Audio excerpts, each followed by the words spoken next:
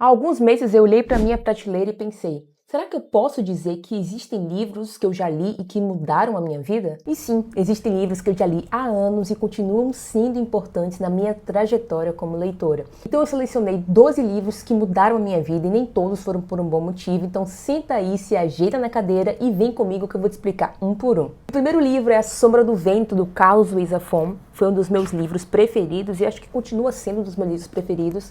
É uma trama simples e é basicamente a história de um menino que aos 11 anos é apresentado ao cemitério dos livros esquecidos e lá ele acha um livro chamado A Sombra do Vento, só que o nome do autor é Julian Carax. Assim que ele lê, fica encantadíssimo com o livro e aí ele começa a procurar outros livros do Julian Carax. E é aqui que começa o mistério, que começa o suspense. Porque ele começa a observar que todos os livros do Julian Carax foram destruídos e basicamente essa pessoa quer apagar a existência do próprio Julian Carax. E conforme ele vai investigando, ele vai encontrando personagens bons e ruins ao longo da narrativa e essa história vai se tornando cada vez mais perigosa. Nesse livro vemos um espelhamento do Julian Carax com o próprio Daniel Sempere. A forma como Carlos Ruiz Zafón coloca a escrita e até mesmo a Barcelona como personagem me encantaram demais. Uma das frases que mais me marcaram no livro A Sombra do Vento foi essa aqui. Este lugar é um mistério, Daniel, um santuário. Cada livro, cada volume que você vê tem alma. A alma de quem o escreveu, a alma dos que o leram, que viveram e sonharam com ele. Cada vez que um livro troca de mãos, cada vez que alguém passa os olhos pelas suas páginas, seu espírito cresce e a pessoa se fortalece.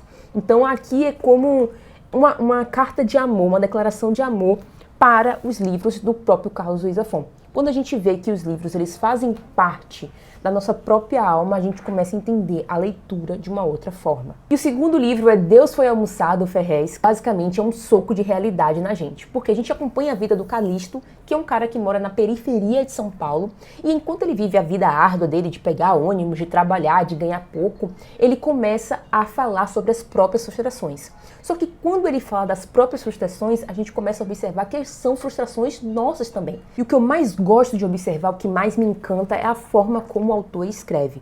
E aqui o Ferrez ele escreve de forma crua, direta, incisiva, como quando você dá um cortezinho no dedo assim com papel e que você não vê o corte, mas você vê que está incomodando. São essas pequenas reflexões, são esses pequenos gestos com palavras que ele tem que são maravilhosos. Então eu abri aqui para ler um trechinho para vocês e veio o seguinte. Entrei no carro com ódio de tudo isso, dessa máquina maldita de moer gente. O pior de ser fantoche é quando olhamos para o alto e vemos as cordas. Uma outra citação aqui do livro que eu quero mostrar para vocês que é a seguinte. Tenho que parar de ficar reparando nos outros. Há tanto que não vemos, há tanto que não percebemos quando olhamos somente para a casca que nos cobre.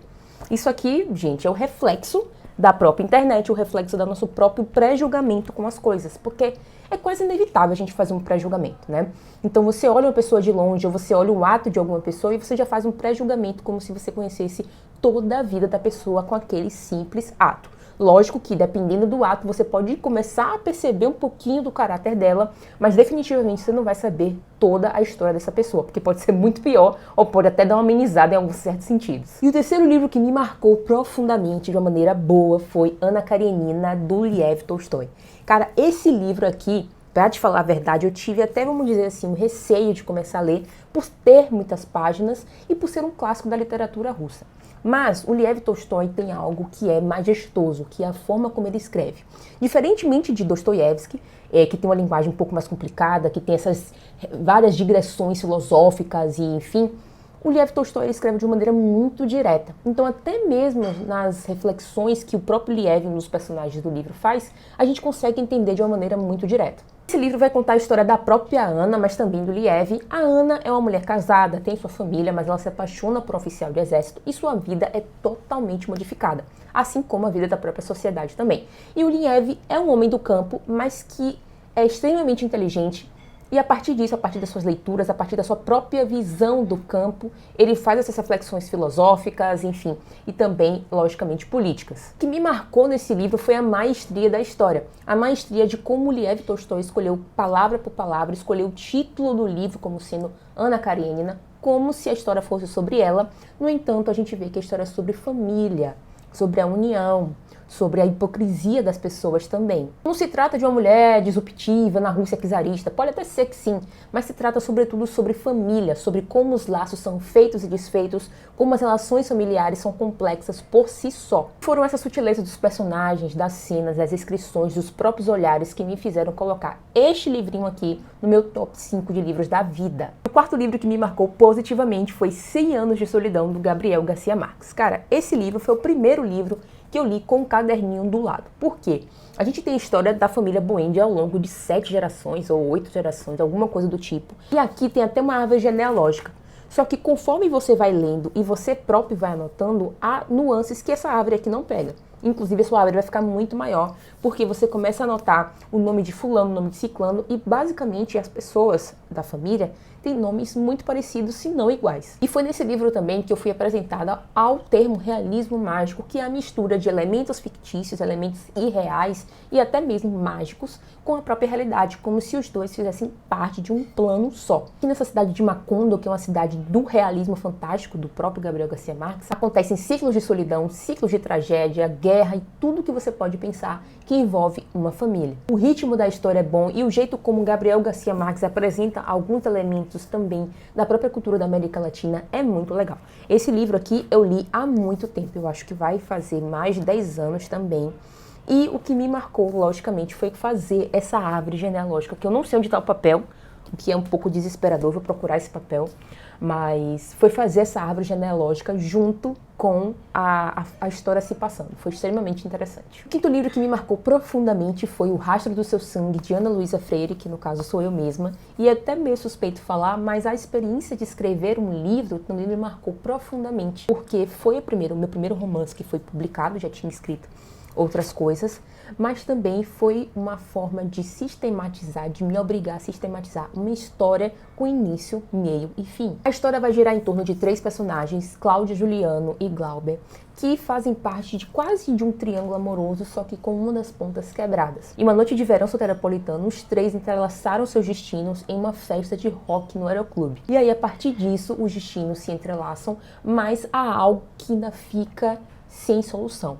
É um mistério que fica sem solução. Eu criei uma Salvador nos anos de 1994 com muita música, muita baianidade e, claro, com muita referência ao que estava acontecendo naquela época. Vamos para o 6º livro que me marcou profundamente. Essa leitura foi uma leitura recente, que foi o Design como Storytelling, da Ellen Lupton. Cara, esse livro foi um dos mais bonitos que eu já li. Então vocês podem ver que ele é cheio de ilustração, cheio de exemplo, tá?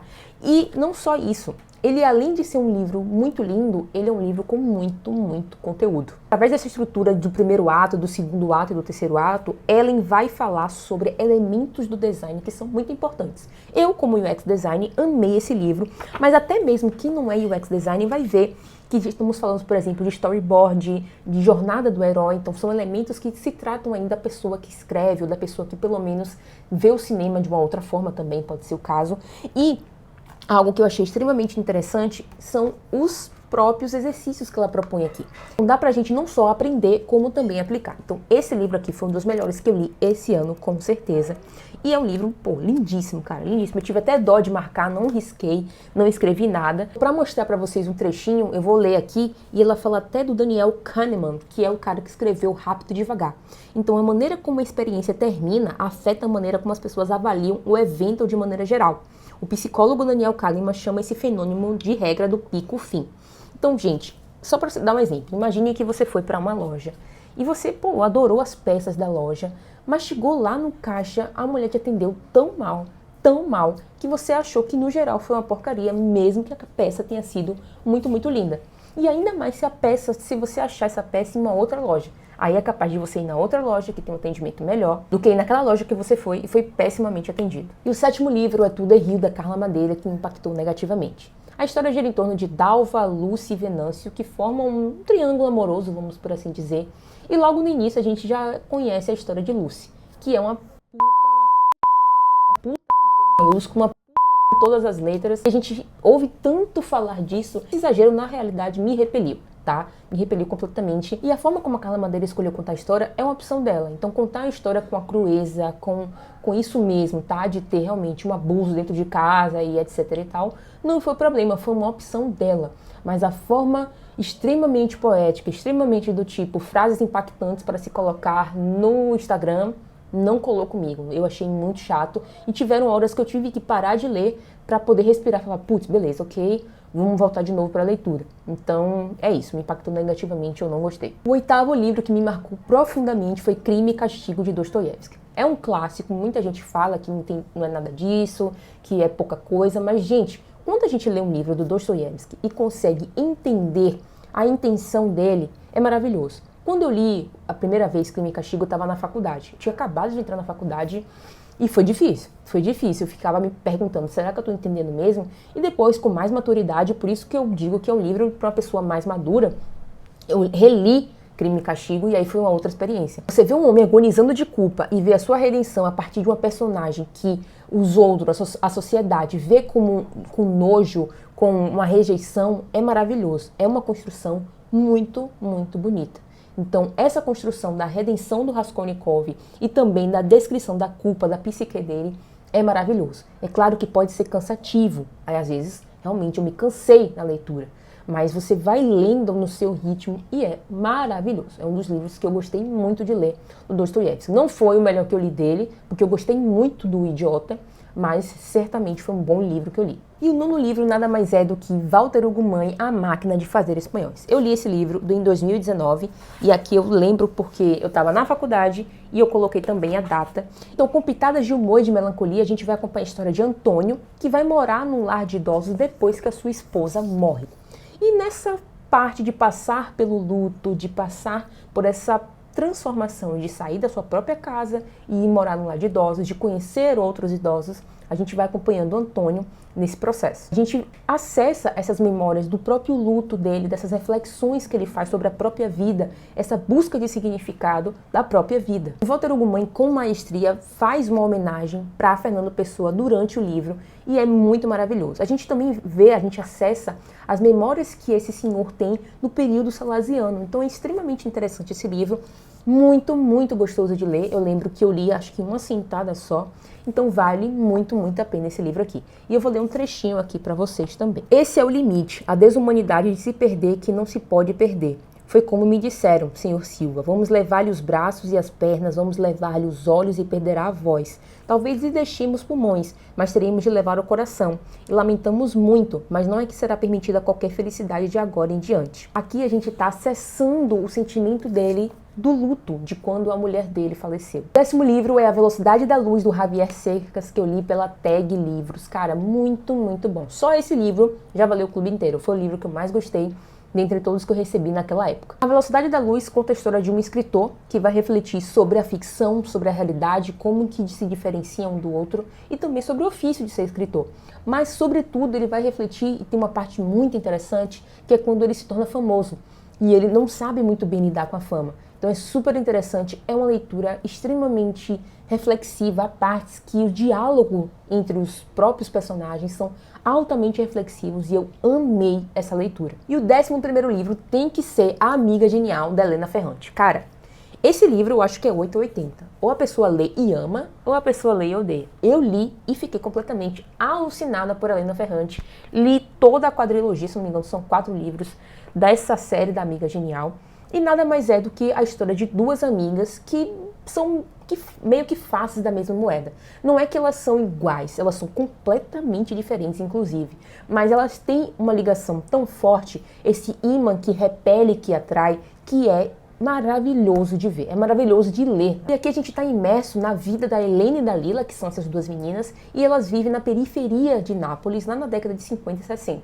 Então elas começam a se conhecer e aí começa a nascer uma amizade. Mas o mais interessante, o que mais me marcou nisso, é perceber que a amizade, assim como qualquer outra relação, não é um mar de rosas. Sempre vai ter altos e baixos, sempre vai existir aquele momento em que a gente machuca o outro, mas o perdão aqui é muito importante. E a gente vê a Helena e a Lila nesse cabo de guerra, em que às vezes uma cede, a outra cede e tudo mais. O 12º livro é Assim que Acaba, da Colleen Hoover, que me marcou profundamente de forma negativa. Foi um dos piores livros que eu já li e basicamente conta a história da Lily Bloom, né, que é uma menina completamente submissa, que na verdade, por causa dos traumas que ela sofreu na própria vida com os pais, ela acaba reproduzindo isso na vida dela. Então não é que eu acho que isso é um absurdo. Eu tenho ciência que essas pessoas realmente se tornam submissas e presas a essa relação.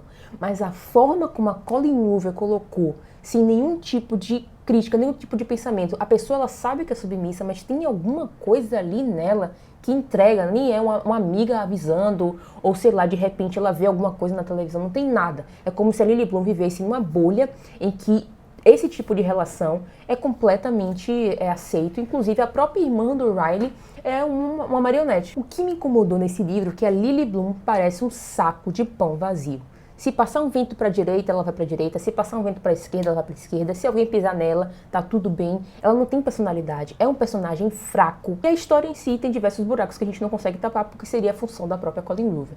Eu tenho para mim que, no final das contas, esse livro ele fez sucesso por causa do TikTok. Então a Colleen Hoover escreveu a partir de trends do TikTok. Se você for olhar ali, se colocar até uma música no fundo, vai parecer que você tá lendo uma trend do TikTok. E tá tudo certo, há quem gosta bem, quem não gosta, amém, e é isso. E agora, para mostrar como que esse livro me impactou negativamente, eu vou ler o trecho que me deixou de cabelo em pé. Preciso sentir sua tristeza, seu arrependimento. Percebo essas duas coisas na maneira como ele me beija. Abro as pernas para ele e sua tristeza demonstrada de outra forma. Com movimentos lentos e arrependidos para dentro de mim, toda vez que ele me penetra, sussurra mais um pedido de desculpas e, como um milagre, toda vez que sai de mim, minha raiva sai com ele. Perceber que nem sempre um livro vai marcar de forma positiva a sua vida, né? Mas isso é bom para você saber o que você gosta de ler e principalmente o que você não gosta de ler. E nesse vídeo aqui eu mostrei um livro que marcou profundamente a minha vida, mas que eu não citei nessa lista, então clica aqui e vai lá ver. E eu te vejo no próximo vídeo.